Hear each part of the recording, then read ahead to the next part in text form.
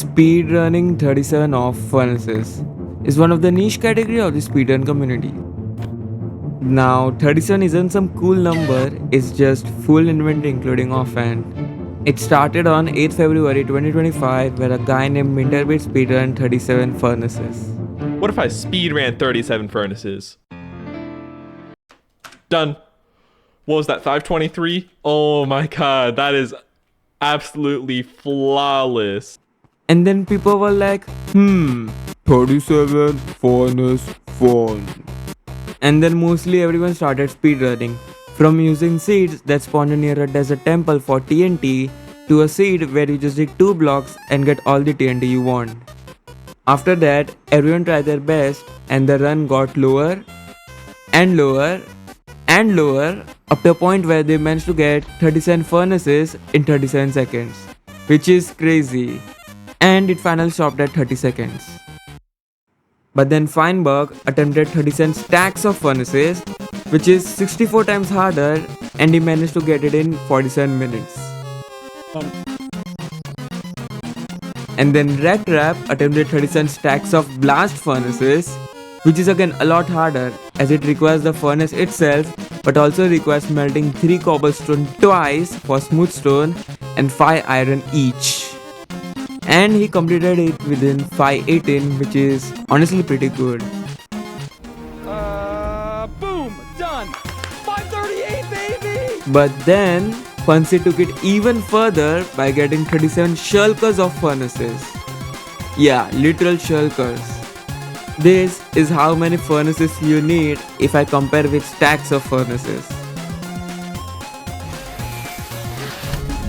And he got it in 80 hours.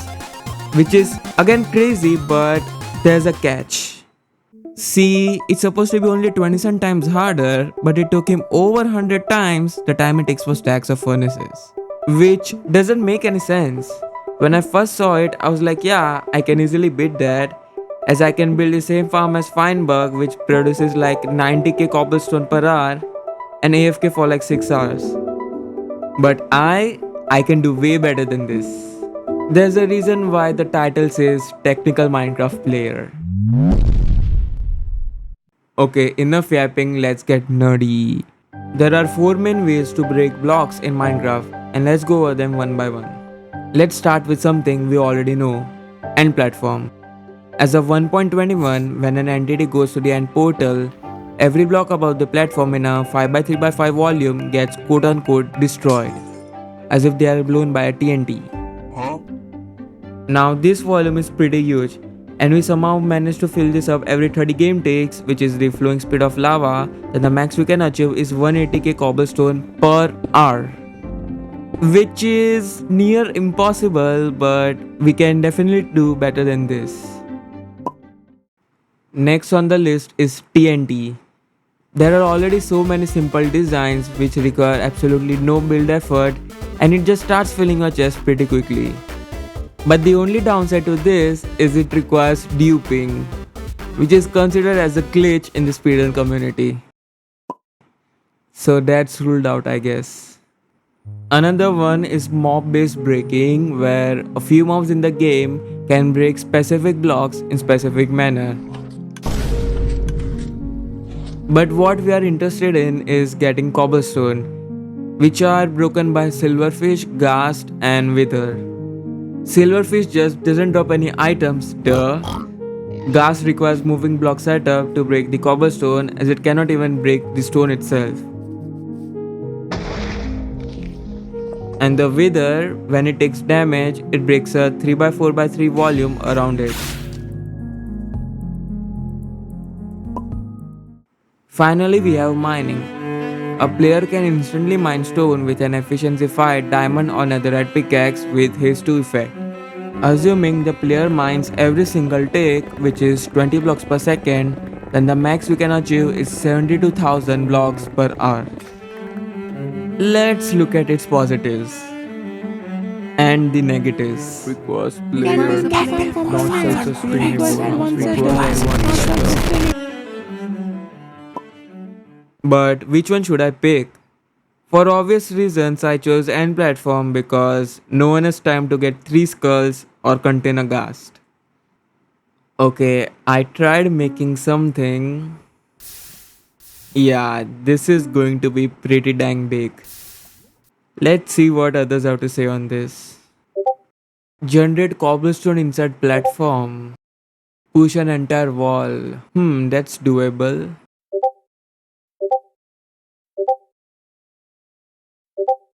What is this guy up to? Water, instant lava, huh? Yo, what is that sound? Uh, I can see it in your eyes that you wanna get out. I can see it in your eyes that you need it right now. That you need it right now. That you wanna get out. That you need it right now. That you wanna get out. Yeah, I just wanna hear the sound of the arrows out of town. Baby, we could leave right now. Whoa. Yeah, I just wanna feel alive. Baby, take your time. Smoking on this loud.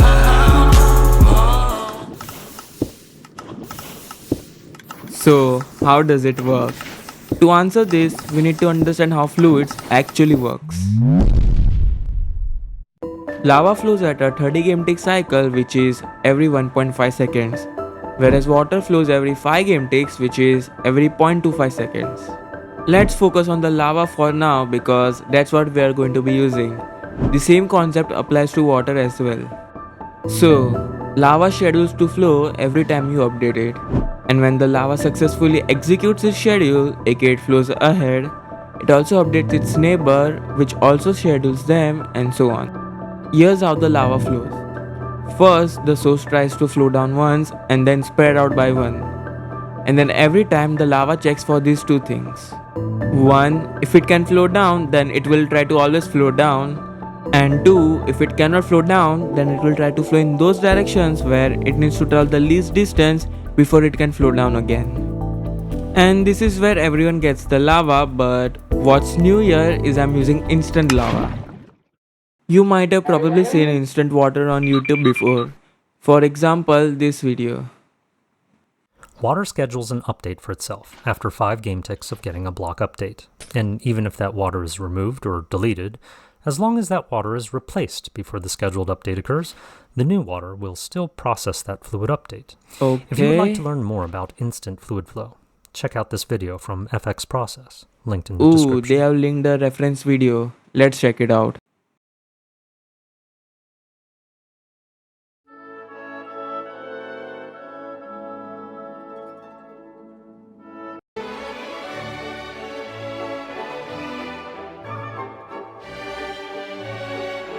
Okay, let's try this. Except this doesn't work. I mean, yes, the clearing everything and putting back thing does work, but this doesn't. Let's clock the lava at 30 game tick cycle and see what's causing the issue. Oh, by the way, from now on you will see these texts. They will appear when a fluid or a block gets an update. They will show you 3 information, which are the type, suborder and trigger. Trigger just shows how many game ticks left until execution. Now when there are multiple schedules that are supposed to be executed at the same time, the game just cannot execute them all at once, as they need to be executed sequentially within the same tick. So that's where the suborder comes in. It tells which block is going to execute first and so on. The game creates 2 separate lists of updates, which are for the block state and the fluid state. And since there are 2 separate lists, the game first executes all the block updates and only then it goes to the fluid updates. Oh, and if you are wondering how am I getting this info, is because I'm using a mod called Schedule Tick Visualizer by Ran100C. It also lets you see other stuff and you can highly customize what you see. So in this setup, I have a 30 game tick clock followed by a lamp which allows the observer to give 2 pulses to double dispense the lava. And looks like we are getting blobs of lava. Let's see what's really happening here. Okay, cycle 1. The dispenser plays lava and schedule itself. But before the cycle 2 even starts, we can see that the dispenser and the lava schedule are going to execute at the same time. But as per the rule, the block phase happens before the fluid phase. So the dispenser first places the lava and the lava tries to schedule itself. But since there is already a schedule in that place, it fails. And now the fluid phase starts. It sees that the schedule block already has lava there, so during the execution, it continues to flow down and schedule itself. But as you can see, the suborder of them are 2 and 1. This is because the update order in the game is this, or Veduns for short. But we only care about the down to up direction because that is what we have. In the next cycle, the dispenser double dispenses the lava, and now comes the fun part. Have a look at this before I step up the game.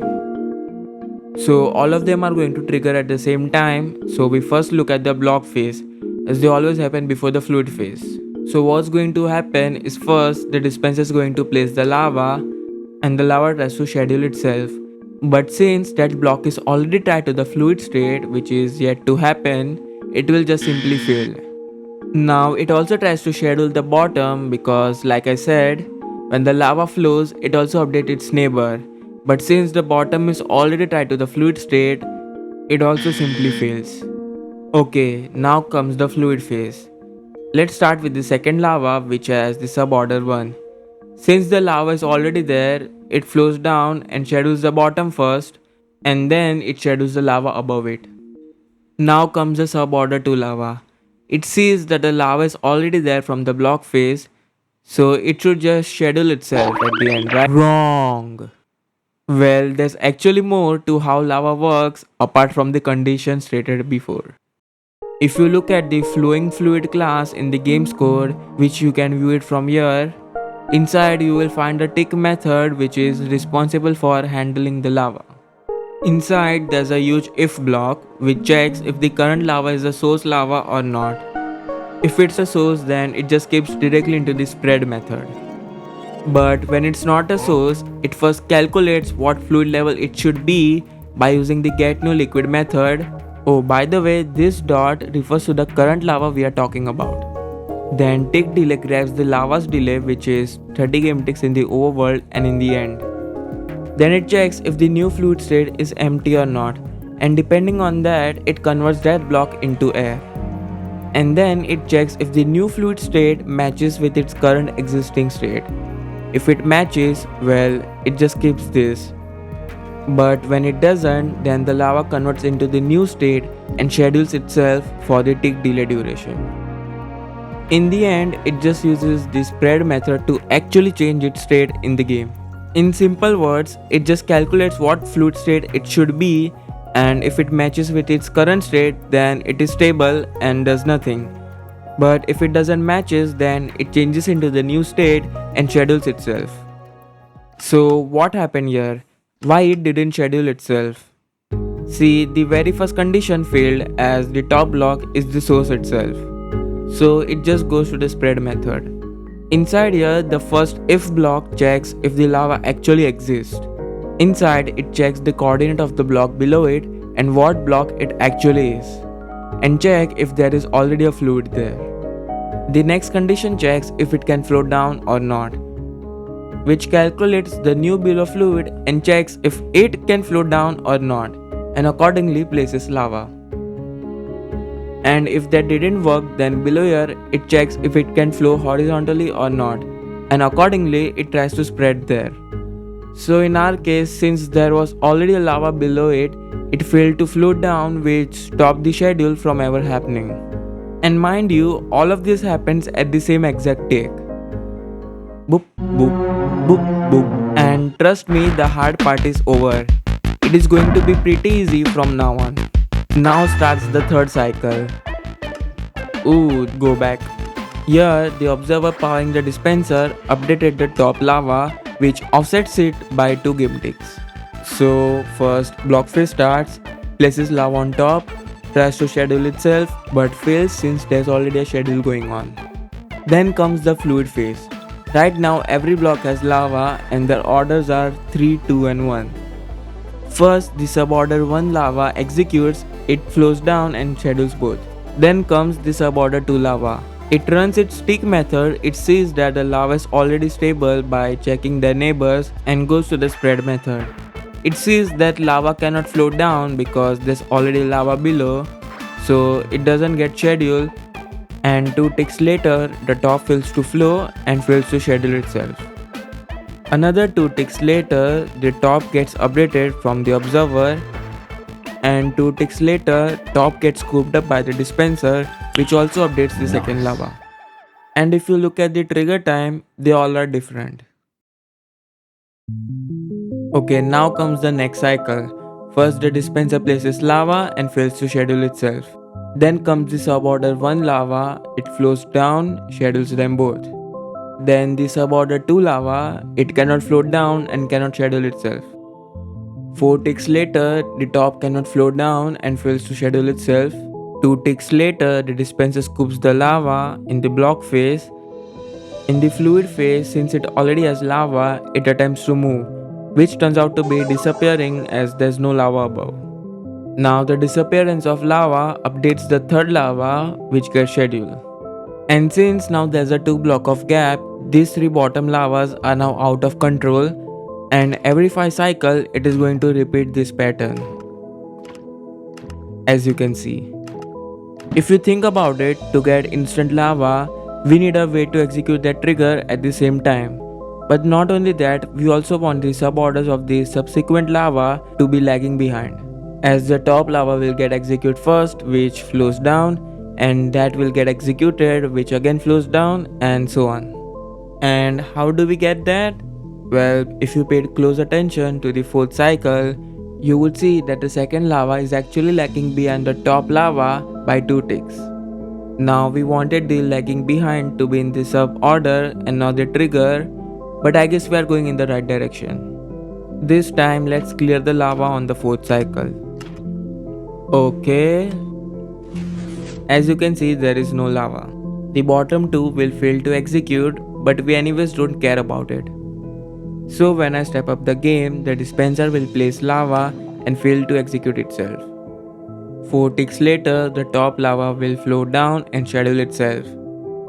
Now the bottom will execute first to flow down, and 2 ticks later, the dispenser scooped the lava which failed the bottom to flow. If only the top lava existed for a tick longer, we would be able to continue from this position. But I guess it wouldn't matter because we won't get the suborders what we want. Even if I change the lamp with a piston for example, it just makes it worse as we don't get our initial offset from the second lava which was lagging behind the first lava. And if I were to replace the lamp with, let's say, 4 tick repeater, then it behaves like a lamp but the lagging duration has increased, which also makes it kinda worse. So is there really anything we can do about this? Absolutely. The answer lies in changing our perspective, which is by breaking through the 4th wall. Now adding another dispenser might seem unusual at first, but before I start, what do you think is happening? Feel free to pause the video and find out. What's really happening is when you place lava in the nether, the source is set to 0 fluid level, which is how empty the lava is at a particular block. And every time it goes out by 1 block, it increases by 1 fluid level until it reaches 7. But in the overworld and in the end, it increases by 2 fluid levels instead of 1. So it only goes until 6 as it cannot go beyond 7. And a similar thing happens when we block the lava. When the lava goes out, the neighboring lava tries to put a +2 fluid state there. And because every time its current fluid state doesn't match with the new fluid state, this results in a janky flow if the lava is moving downwards. And using this knowledge, when we now clear the lava, and instead of disappearing, the lava next to it helps each other to change their state. And if you look at the suborders, they are actually increasing as we go down, which is what we want. This is because when the neighbors change their state, they get updated first, and then flows down and schedule the bottom. And in fact, this is the only way to create instant lava, as in a 1x1 hole, the suborders always go from bottom to top, which is complete opposite to what we want. Of course, with redstone, updating each block is possible, but it just adds the build complexity to it. Now that we have this figured out, to make this practical, we put dispensers directly on top of the platform. To start the farm, I have a lever in the overworld, which when flicked, it first sends an item to the portal, which breaks the block, triggering the observer, which starts the 30 game tick clock. In the overworld, there's a fader which waits for the initial cycles to complete and then starts sending item every 30 game ticks to clear the platform. In the end, there's also a fader which also waits for the instant lava to generate and then it completes the circuit to allow the water to flow. Now the collection window is so small here that if you blink, you will miss it. But seriously, here the water needs at least 13 game ticks to turn all it into cobblestone. And with normal components, it stays 14 game ticks lava and 16 game ticks air, which is barely enough to get picked up by the hopper carts clipped inside the platform. And below are 5C5 cart eaters to extract the items and eat them out. Overall, it's pretty simple, compact, and the rates are 144,000 cobblestone per hour, which is over 83 shulker boxes every single hour. It is a huge 54% increase from what Feinberg used in his run. In the end, I want to give credits to Undescensions for the layout and emotional support, Kane for helping with the collection, Scorpio and many others from TMC, Quantum and FX himself for explaining the instant lava mechanics. Honestly, this farm was totally a miracle. I didn't know all the instant lava stuff until I decided to make a video on it and try to understand. And it required several stars to align perfectly, like the usage of lamp instead of piston, which I chose because it was cheaper. Then actually using the spreading mechanic instead of using the 1x1 lava to generate the instant lava. And the collection was just so perfect that I can't even complain about anything. To me, what mattered most is that I learned something new every day. Like, who cares about the speedrun when you can... Now, I originally wanted to do 37 Shulkers of Blast Furnaces, but due to the lack of storage and whatever the heck this is, I was only able to do 37 Shulkers of Furnaces. Until...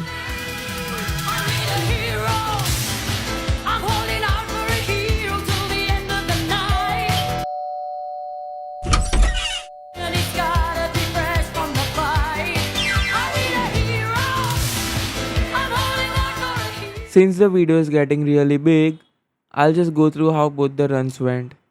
In the 37 Shulkers of Furnaces, I had to spawn with a village nearby with at least 6 villagers and a brewing stand, because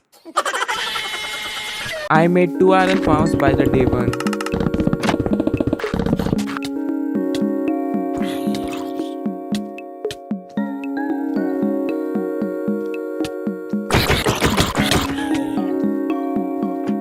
And even though I wrote this in a notepad, I straight up gave wrong jobs to the villagers and missed the 50-50 chance. Then when I trade with a cleric, okay, that was a bad luck. Let's trade with another guy. And ooh, freaking 6-7 chance, what the heck. Then I traded with another guy. Surely this time I'll get it. I hate my life. Then I went to a nearby village to have one last shot.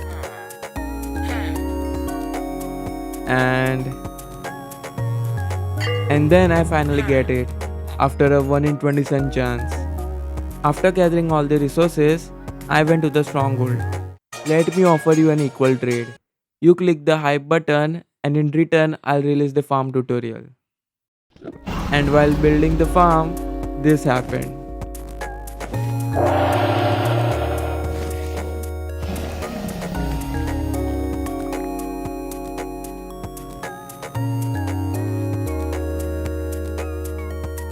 Okay, but after building the farm, I added the collection and went to the end cities to get some shulkers. And the final time came around to sub 12, which is kinda good considering the fact that last time I played survival was 1.17. In my second attempt, I reached the portal room almost an hour faster, but while building the farm, I placed water here which broke the comparators and didn't realize the backdroppers were getting QC. Overall, building and debugging this took 2 hours. Yeah, 2 whole hours. It ended at 10:48, which could have easily been sub 10. I think sub 6 is possible as you only need to run this farm for roughly 3.5 hours. The only reason I wanted to do 37 Shulkers of Blast Furnaces was because no one else has done it before. I mean, yes, Pansy has done it, but looks like I'm the first to complete it. In the 37 Shulkers of Blast Furnaces, I spawned in a village nearby. I made an iron farm by the day 1, and at the night I killed some creepers and skeletons for gunpowder and bone meat. Then I built a villager breeder and went for some mining. Then I built a wool farm and added another layer to the breeder. Now for this challenge, I needed over 300,000 irons. To get all this iron, I could just keep building a bunch of day 1 iron farms, or I could build a few intermediate farms. I chose this farm by Big Booty 17. It has 8 pods which produces 3700 iron per hour.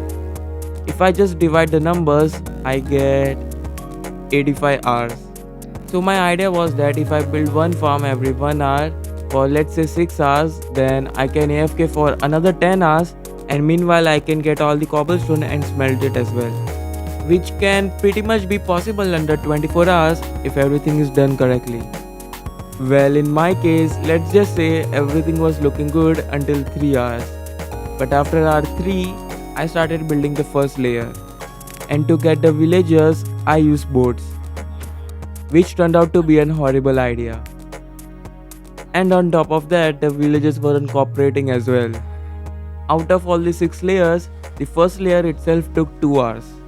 Then I started using rails, which turned out to be the best decision I made in this run. Now building each layer took me a significant amount of time, and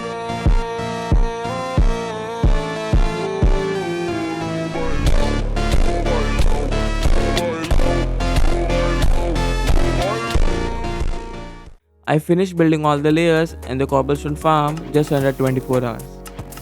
Oh my PC! And for the smelting, I figured I can spam a bunch of furnaces in a lava lake, and a manual smelting would get me just under 6 hours. Like, who is going to build a furnace array? Well, turns out I didn't account for smelting the cobblestone twice for smooth stone and completely missed the chance to get 37 Shulkers of Blast Furnaces in 37 hours. Which could have been possible if I at least built a few of these mini smelters. But yeah, in the end, I was just able to finish it under 48 hours.